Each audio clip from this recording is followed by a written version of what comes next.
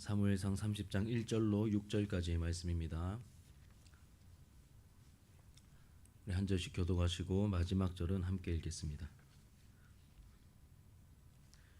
다윗과 그의 사람들이 사흘 만에 시글락에 이른 때에 아말렉 사람들이 이미 네겝과 시글락을 침노하였는데 그들이 시글락을 쳐서 불사르고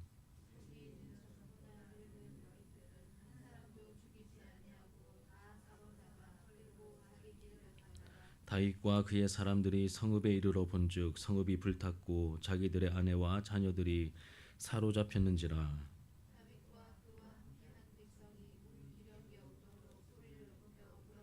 다윗의 두 아내 이스라엘 여인 아히노암과 갈멜 사람 나발의 아내였던 아비가일도 사로잡혔더라. 백성들이 자녀들 때문에 마음이 슬퍼서 다윗을 돌로 치자 하니 다윗이 크게 다급하였으나 그의 하나님 여호와를 힘입고 용기를 얻었더라. 아멘. 여호와를 힘입고 용기를 얻었더라라는 제목으로 전도사님 나오셔서 말씀 전하시겠습니다.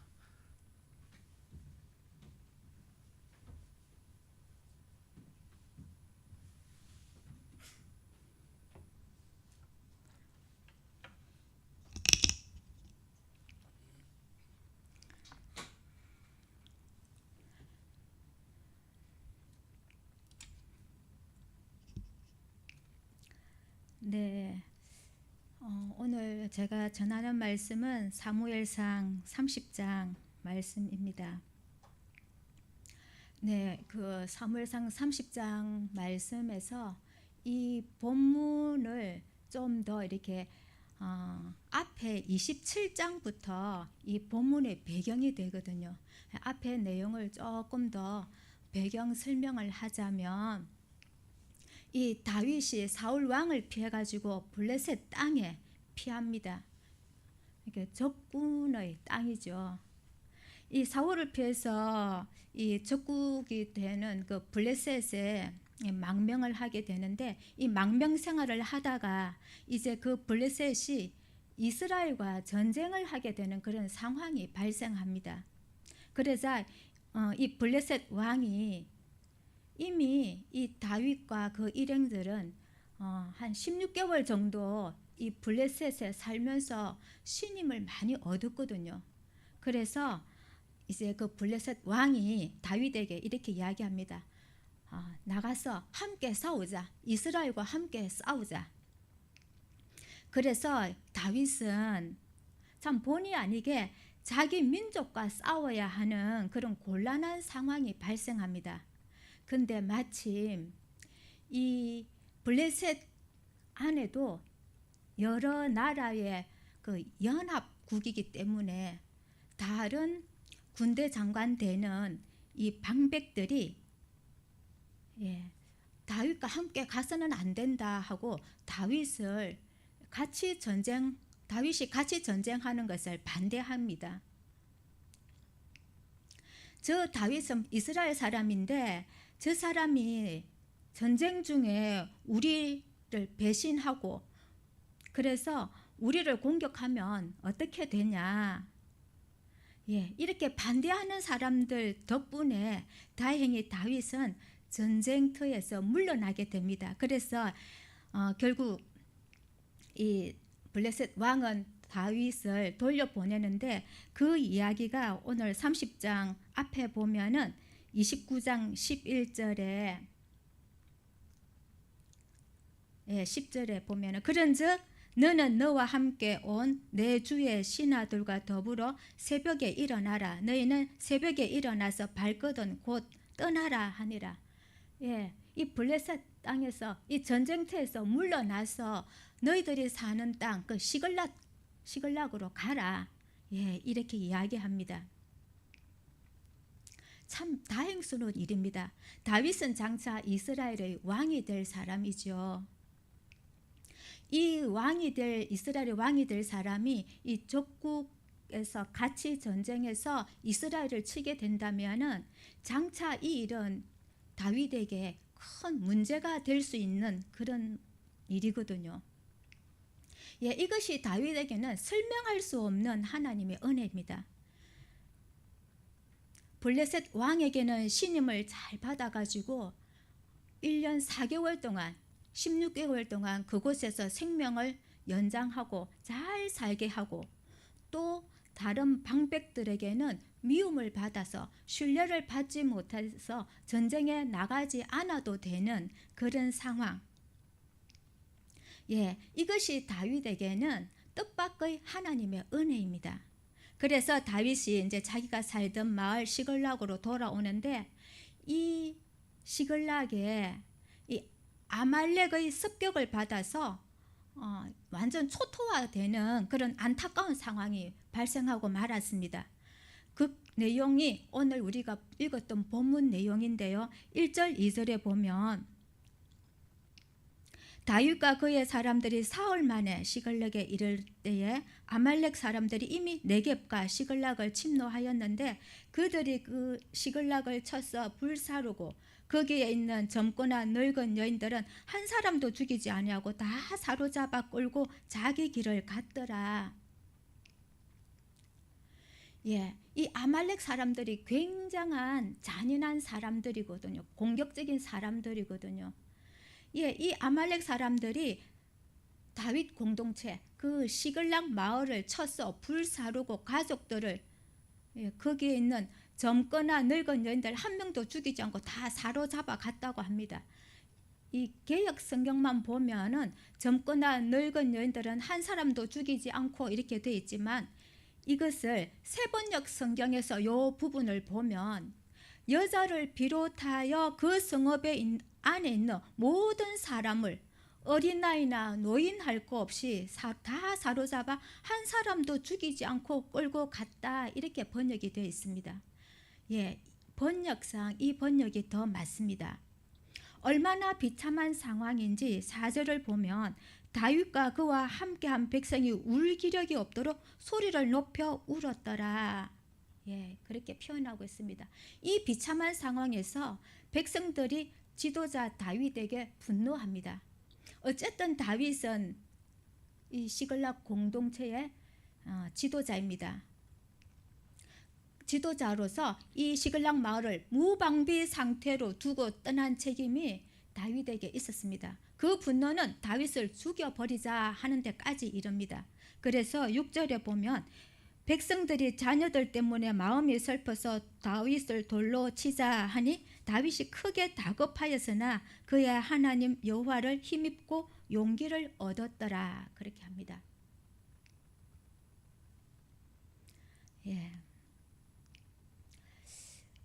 다윗 이 시글락 공동체에서 다윗을 믿고 지금 여기까지 왔는데 이들의 입장에서 소유물과 자녀들 아내까지 다 빼앗긴 이들이 이제 초토화된 이 상황에서 이제 다 망했다. 완전히 망했다. 가족도 잃고 소유물도 잃고 우리 다 망했다. 다윗을 돌로 쳐 죽이자 이렇게 할 때에 이 순간 다윗은 정말 다급한 상황이 되었습니다.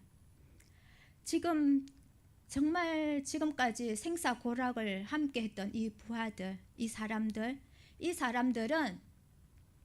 다윗이 사울을 피해서 광야 생활할 때에 다윗에게 왔던 사람들입니다. 환난 당한 자, 빚진 자, 마음이 원통한 자. 이들과 함께 마음을 모아서 이 공동체를 이루고 살았던 이 사람들이 이제 자기를 돌로 치려고 하니까 얼마나 다급한 상황이 됐겠습니까? 이런 다급한 상황에서 다윗은 그의 하나님 여호와를 힘입고 용기를 얻었더라 이렇게 합니다. 다급할 때 낙심하고 포기하는 게 아니라 다급할 때 하나님을 더 붙잡았다라고 표현을 합니다. 하나님을 힘입고 용기를 얻었다는 것이 무슨 뜻인가 하면 하나님을 인하여 새로운 믿음을 가졌다. 하나님을 인하여 하나님의 말씀을 들을 수 있었다. 그래서 하나님을 인하여 새로 힘을 얻고 어떤 상황에서든 구원하시는 하나님을 믿게 되고 하나님의 말씀을 들을 용기를 주셨다. 이렇게 표현할 수가 있습니다. 저는 오늘 이 제목을 30장 6절에 다윗이 크게 다급하였으나 그의 하나님 여호와를 힘입고 용기를 얻었더라. 예, 이것을 저의 오늘 내용의 제목으로 삼았습니다.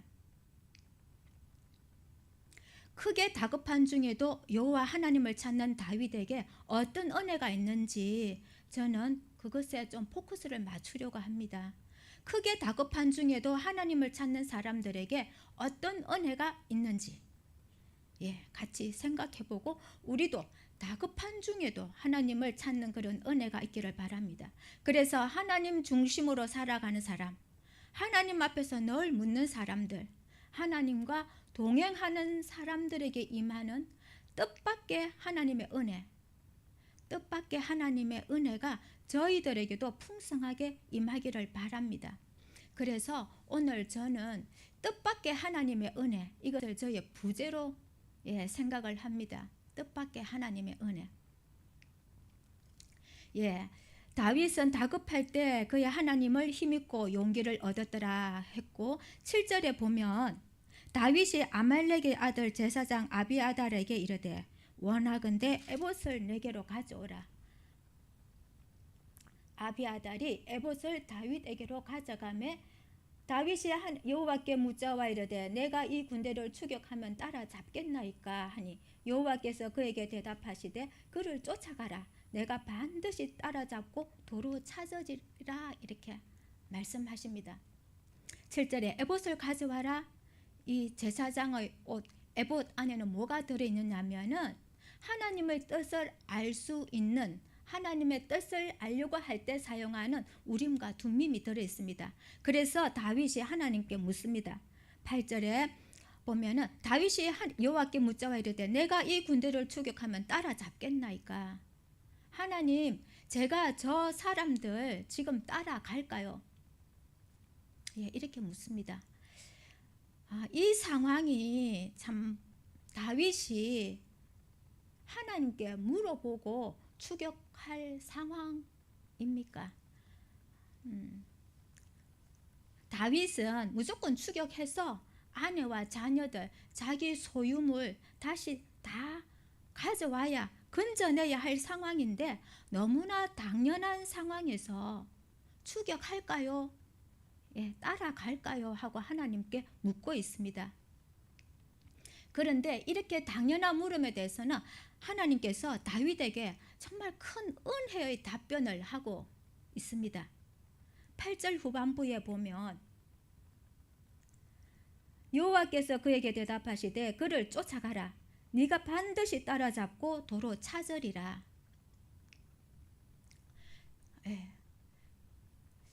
갈까요 말까요? 이런 수준의 답변이 아니라, 가라 마라의 수준의 답변이 아니라 하나님께서 말씀하시기를 정말 분명하게 확실하게 승리의 보장을 하십니다. 이렇게 하나님의 분명하고 확실한 승리의 약속은 다윗에게 하나님의 은혜를 흘려보내는 통로가 됩니다. 다윗이 뜻하지 않은 하나님의 은혜를 경험한 것처럼 이 다윗을 통해서 하나님의 뜻하지 않은 그런 은혜가 또 흘러가게 됩니다.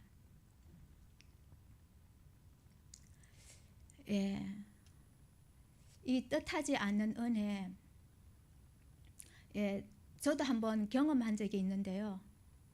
한 3년 전인지 제가 대전에 있다가 이제 여름에 방학 때 어머니는 일정이 계시지만 이 2층이 예전에 사시던 그대로 그 물건이 그대로 있고 사람이 살지 않으니까 곰팡이가 피고 또 장판 밑에서 또 썩고 냄새가 나고, 그런데 이제 우리는 또 자주 와야 될 상황이고 또 머물러야 되는 상황이고, 그래서 토요일, 주일 이렇게 해서 땀을 뻘뻘 흘려가면서 이전에 그 농안에 묵었던 그 이불과 입지 않던 옷과 그릇들, 이것을 다 정리하고 태우고 그리고 이제 또 장판도 새로 깔기 위해서 주문하고 벽지도 그냥 우리가 사는 거니까 셀프로 이렇게 바르고 이렇게 하는 가운데 저 안에서 좋은 마음으로 그 일을 한 게 아닌 거예요. 불평이 나오는 거야. 이 더운데 왜 내가 이걸 해야 되나? 그런데 이제 월요일 아침에 새벽기도 갔다 와서 시원할 때 좀 이렇게 더 치우고 거실에 이렇게 재놓은 물건들 좀 정리해야지 하는데 뭐가 하나 툭 떨어지는 거예요. 그게 뭐냐면은 아직 포장도 뜯지 않은 그 반지 케이스 그 포장이 뜯지 않은 그게 그대로 이렇게 하나 툭 떨어지는 거예요. 참 많이도 태웠고 많이도 갖다 버렸는데 그게 마침 그날 툭 떨어지는 거예요. 그래서 이렇게 보니까 반지인 거예요. 그래서 어머니 손에 한번 딱 끼워 보니까 딱 맞는 거예요. 그래서 이걸 아시냐고 이게 이렇게 나왔다 그러니까 아마 너희 아버지가 마련해 놓은 건데 돌아가신 지가 20년이 넘었거든요. 20년 동안 방치돼 있었던 거예요. 그게 나는 이런 거 뭐 하나 걸치는 것도 무겁다. 그래가지고 남편하고 같이 치웠는데 제가 발견했으니까 이제 제게 된 거예요. 그래서 그 순간 딱 저에게 드는 생각은 아버님이 저한테 어머니를 맡기시는구나. 딱 그 생각이 드는 거예요. 어떤 일이 있어도 원망하지 말자. 불평하지 말자. 맡기시는구나. 그런데 그 이후로도 그 마음은 있지만 또 이 상황 속에서 또 힘든 부분들이 있고 꼼짝달싹 할 수 없는 그 상황에서 원망이 나오기도 하고 그런데 그것이 저를 사로잡는 거예요. 그 은혜가 예기치 않는 그 일이 저를 사로잡는 거예요. 저를 붙잡아 주는 거예요. 그래서 이 물정이 참 중요하구나. 그런 걸 한번 경험을 지금도 하고 있습니다. 그래서 늘 생각을 합니다. 마찬가지로 이 다윗에게 하나님께서는 분명한 약속을 하시는 거예요. 여호와께서 그에게 대답하시되 그를 쫓아가라. 네가 반드시 따라잡고 도로 찾으리라. 이렇게 분명한 약속을 주시는 거예요. 그 분명한 약속이 있기 때문에 다윗은 다윗에게서 은혜가 흘러가요.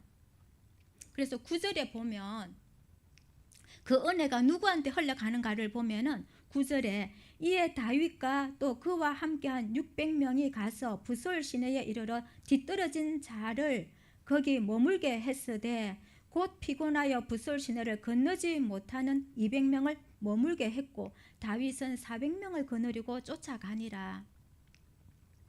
600명 중에서 200명이 더 이상 못 가겠다고 하는 겁니다. 참 이게 사기가 떨어지는 그런 상황이 발생합니다. 이해할 만도 합니다. 블레셋 전쟁터까지 갔다가 다시 시글락으로 3일 거를 왔고 그리고 돌아왔을 때 엄청난 사건이 발생했고 자녀들 아내 다 빼앗겼기 때문에 울 기력이 없을 정도로 울었고 또 이렇게 아말렉을 추격하러 이렇게 가는 중이기 때문에 몸과 마음이 다 지쳐 있는 상황입니다. 추격하기에 분명히 내 자녀고 내 아내가 있어서 추격하는 것이 맞지만 너무 힘든 거예요. 다윗 입장에서 보면은 아말렉과 전쟁하러 가야 되는데 다 가도 아말렉과 싸우는 것은 쉽지 않은 건데 이 3분의 1이나 중간 하차하겠다는 그 상황이 발생한 거예요. 그런데 놀랍게도 다윗이 그 뒤떨어진 200명을 붓솔 시내에 머물게 합니다. 문맥상 보면 그 200명을 그냥 내치는 것이 아니라 그들의 형편과 연약함을 용납하고 있는 내용입니다. 이 상황에서 참 설명할 수 없는 일이고 설명할 수 없는 은혜가 이곳에 있습니다. 우리가 이 상황을 조금이라도 이해할 수 있는 것은 하나님의 분명하고 확실한 승리의 약속이 있었기 때문에, 그 약속이 다윗을 사로잡고 있기 때문에 다윗에게 이런 수용성과 넉넉함이 있다고 여겨집니다. 다윗은 이렇게 하나님의 은혜를 흘려보내는 통로가 되고 있습니다. 다윗을 통하여 지친 200명의 사람들에게 하나님의 뜻하지 않은 은혜가 흘러가고 있습니다. 그리고 이번에는 더 큰 뜻하지 않은 하나님의 은혜가 흘러가는 내용이 나오는데요. 11절에 보면 11절, 12절, 13절, 우리 같이 한번 읽어볼까요? 11절, 30장 11절, 12절, 13절 시작. 무리가 들에서 애굽 사람 하나를 만나 그를 다윗에게로 데려다가 떡을 주어 먹게 하며 물을 마시게 하고 그에게 무화과 뭉치에서 뗀 덩이 하나와 건포도 2송이를 주었으니 그가 밤낮 사흘 동안 떡도 먹지 못하였고 물도 마시지 못하였음이니라.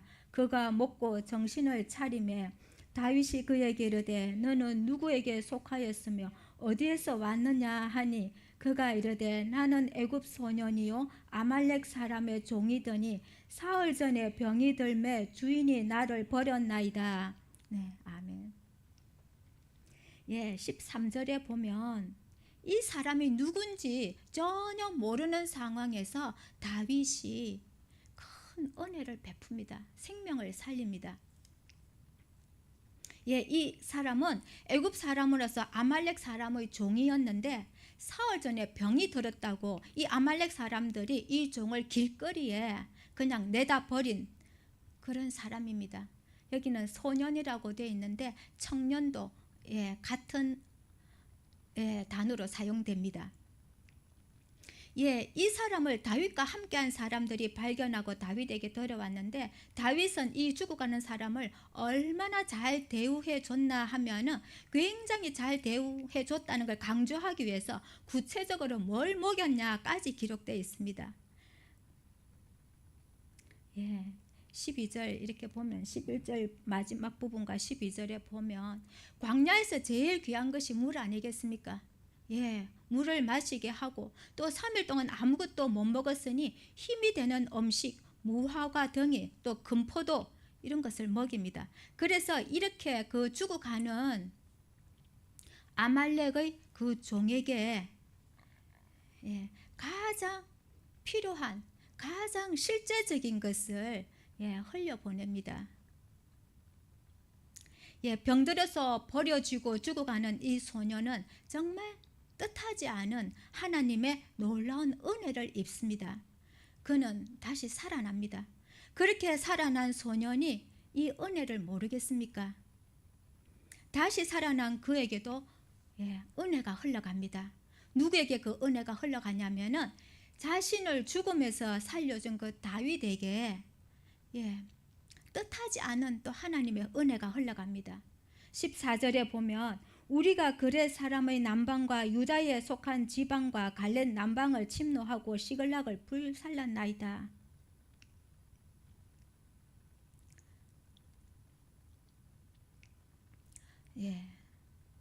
그리고 15절에 보면은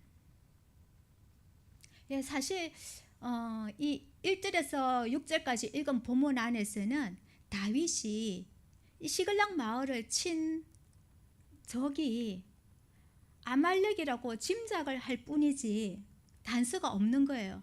그런데 이 소년이 시글락을 침노했다고 분명한 단서를 주는 거예요. 그리고 15절에 보면 다윗이 그에게 이르되 네가 나를 그 군대로 인도하겠느냐 하니 그가 이르되 당신이 나를 죽이기지도 아니하고 내 주인의 수중에 넘기지도 아니하겠다고 하나님의 이름으로 내게 맹세하소서. 그러면 내가 당신을 그 군대로 인도하리다 하니라.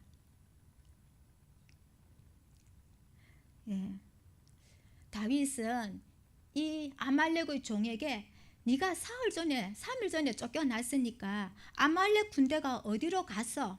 지금 어디에 있는지 알지 않느냐? 나를 그들이 있는 곳으로 좀 인도해 달라. 예, 그렇게 이야기합니다. 그랬더니 이렇게 이야기를 합니다. 참 결정적인 순간에 이 다윗은 은혜를 입는데, 다윗의 은혜를 입은 이 아말렉 종이 이 아말렉이 있는 곳으로 다윗을 안내합니다. 예, 버려진 소년에게도 생명이 살아나는 뜻밖의 놀라운 은혜가 발생하고, 다윗에게도 아말렉을 칠 수 있는 정말 조류의 찬스를 포착하는 뜻밖의 하나님의 은혜를 우리가 보게 됩니다. 모두에게 하나님의 뜻밖의 놀라운 은혜가 이곳에 있습니다.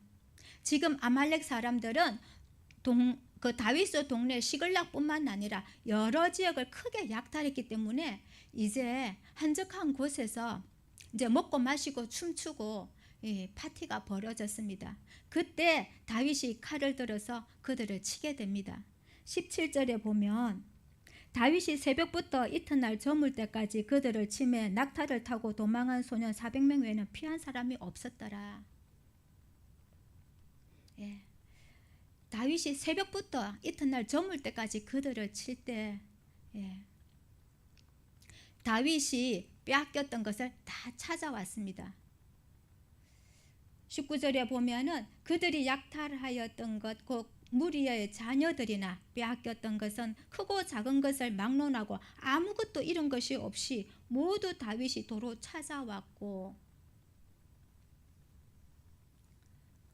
다윗이 또 양떼와 소떼를 다 되찾았더니 무리가 그 가축들 앞에 몰고 가며 이르되 이는 다윗의 전리품이라 하였더라.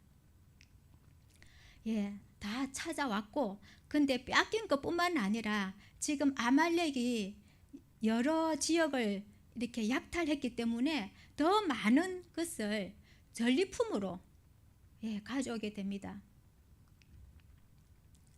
예, 그러니까 이 다윗과 함께한 사람들, 참 돌려쳐 죽이고 했던 그 사람들이 이제 신이 납니다. 무리가 이르되 이는 다윗의 전리품이다. 다윗의 승리를 높입니다. 예. 이제 다윗이 그 전리품을 가지고 다시 부솔 시내로 돌아옵니다. 그리고 이 부솔 시내에 머물게 한 200명에게 오게 되고, 이미 은혜를 입은 이 부솔 시내 200명은 정말 또 뜻하지 않는 더 큰 하나님의 은혜가 이 다윗으로부터 다시 흘러갑니다. 한번 보면은 21절에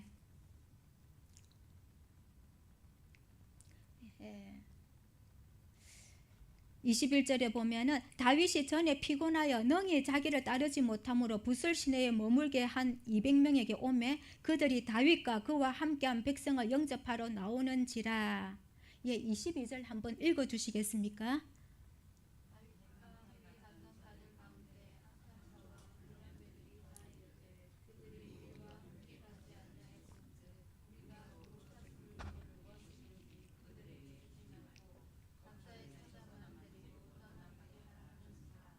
예, 23절을 제가 읽고 24절도 한번 읽어 주십시오. 다윗이 이르되 나의 형제들아, 여호와께서 우리를 보호하시고 우리를 치러 온 그 군대를 우리 손에 넘기셨은즉 그가 우리에게 주신 것을 너희가 이같이 못하리라.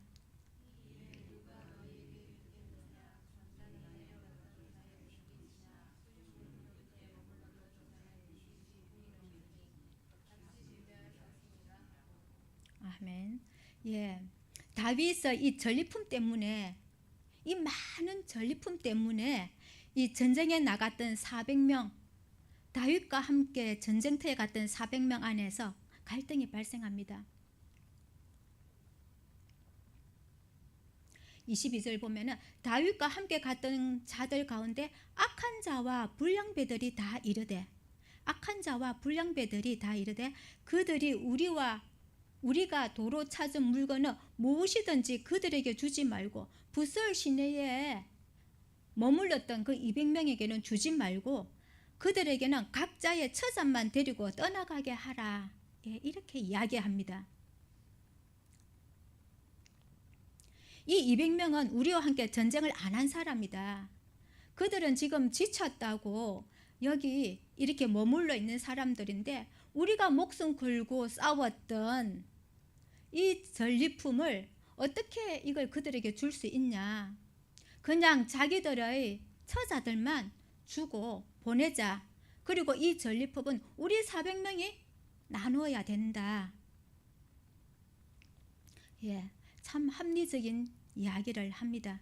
그러자 다윗은 이 사람들에게 이렇게 이야기합니다. 23절에 보면은 다윗이 이르되 나의 형제들아 여호와께서 우리를 보호하시고 우리를 치러 온 그 군대를 우리 손에 넘기셨은즉 그가 우리에게 주신 것을 너희가 이같이 못하리라. 그리고 24절에 전장에 내려갔던 자의 분깃이나 소유물 곁에 머물렀던 자의 분깃이 동일할지니 같이 분배할 것이니라. 우리가 왜 이겼냐 생각해보라. 우리가 잘해서 이겼냐? 아니다. 그 아말렉 종을 만나서 결정적인 단서도 없고 그가 안내해서 우리가 이길 수 있었다. 그리고 무엇보다도 하나님께서 우리를 보호하시고 그 아말렉 군대를 우리 손에 넘기셨기 때문에 우리가 승리한 거다. 하나님이 주신 것을 우리가 이렇게 하면 안 된다. 그래서 이 전리품은 하나님이 주셨기 때문에 동일하게 분배해야 한다. 이것이 다윗의 분명한 태도입니다. 이 말을 들은 이 부솔 시내에 머물렀던 200명의 사람들은 같이 가지 못한 그 참 불편한 마음과 그들이 돌아왔을 때 쭈뼛쭈뼛한 그런 마음과 그런 상황에서 이 다윗이 이렇게 전리품 함께 나누어야 된다. 함께 전쟁에 나간 자로 여겨주는 거예요.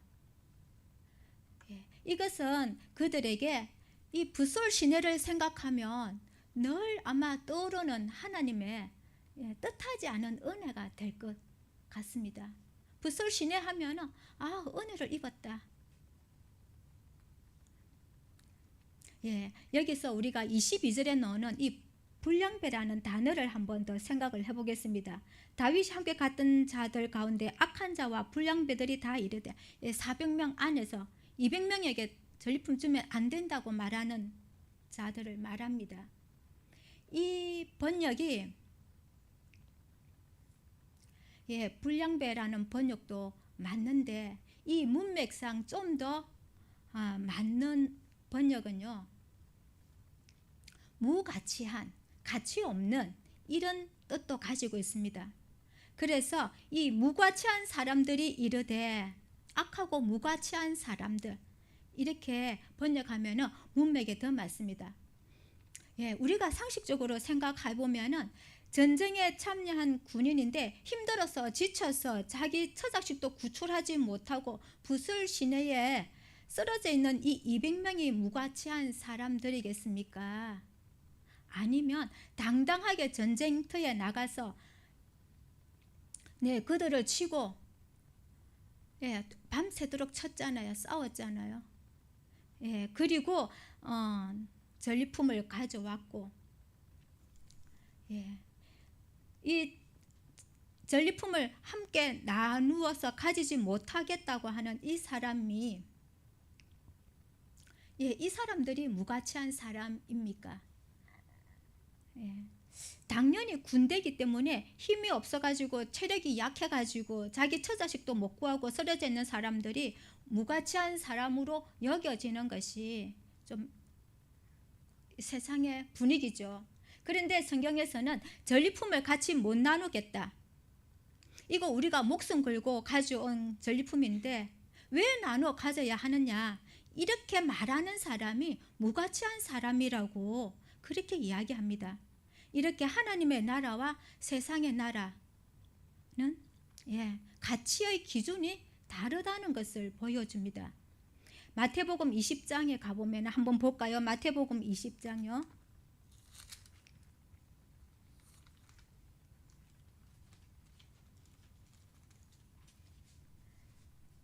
마태복음 20장에 보면은 천국에 대한 비유가 나옵니다. 포도원 품꾼 비유를 통해서 하나님의 나라를 말씀하고 있는데, 포도원 주인은 아침 9시에 와서 일한 사람도 한 데나리온 주고, 낮 12시에 일하기 시작한 사람도 한 데나리온 주고, 오후 3시, 오후 5시 1시간만 일한 사람에게도 똑같이 한 데나리온만 줍니다. 우리가 알고 있는 내용이죠. 당연히 먼저 와서 일을 많이 한 사람은 똑같이 주는 것에 대해서 화가 납니다. 그걸 어떻게 우리는 이해할 수 있습니까? 그런데 오늘 성경을 보면 뭐라고 하냐면은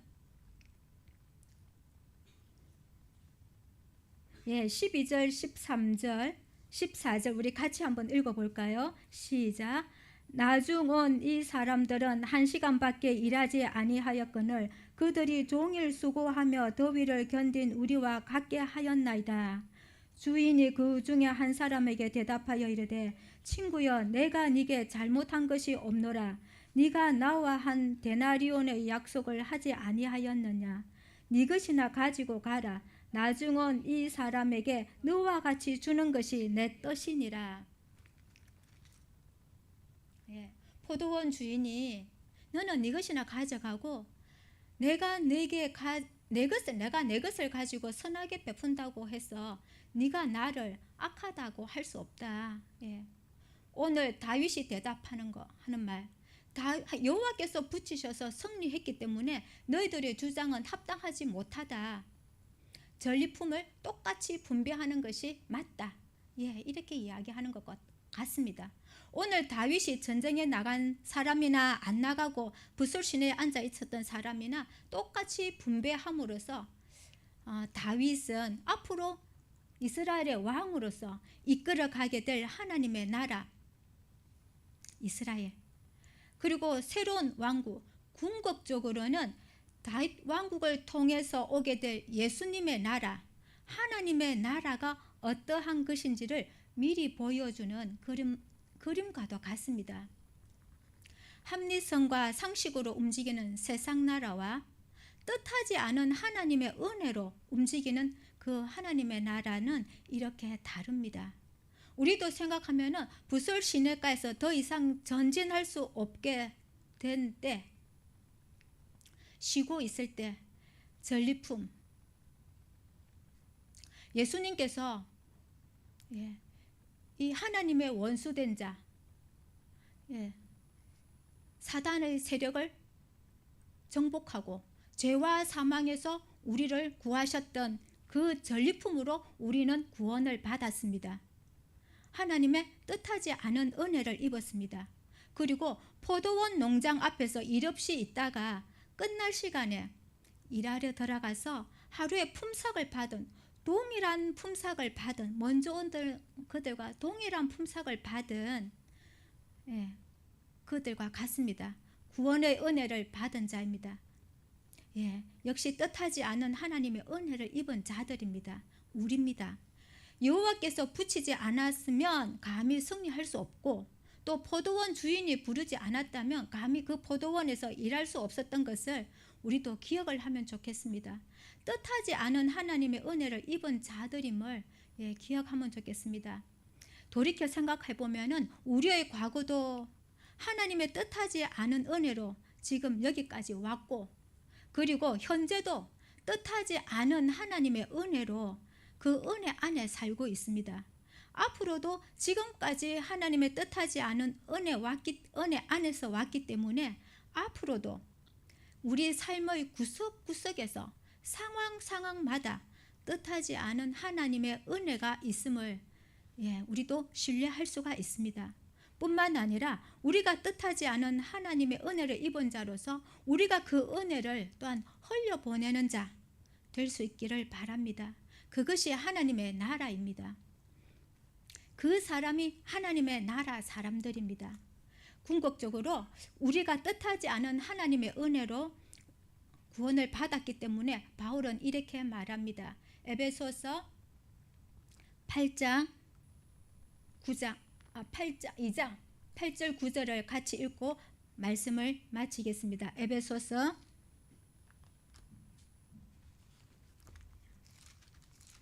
2장 8절 9절입니다.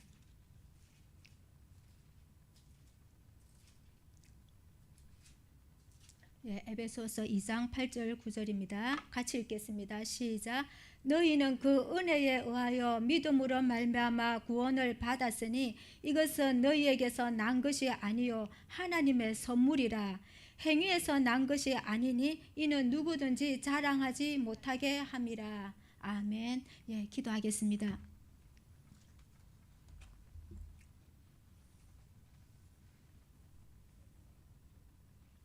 하나님, 우리를 하나님의 놀라운 은혜 안으로 불러주셔서 참 감사합니다. 또 순간순간 뜻하지 않은 하나님의 은혜를 허락해 주심을 감사합니다.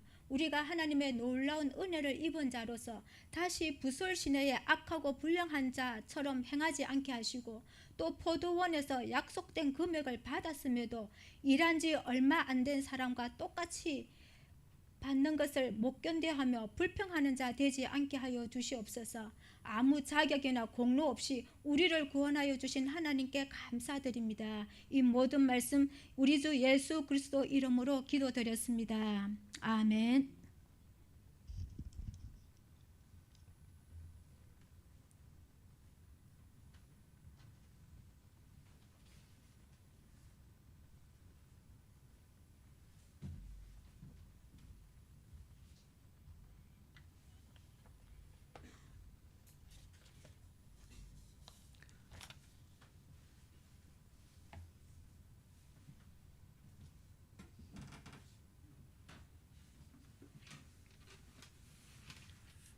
우리 함께 찬양합시다. 주 은혜의 물 나는 믿네. 함께 찬양하겠습니다.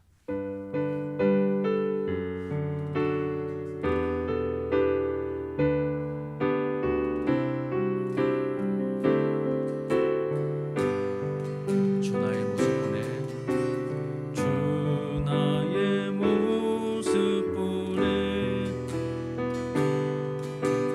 상한 나의 마음 보시네. 주 나의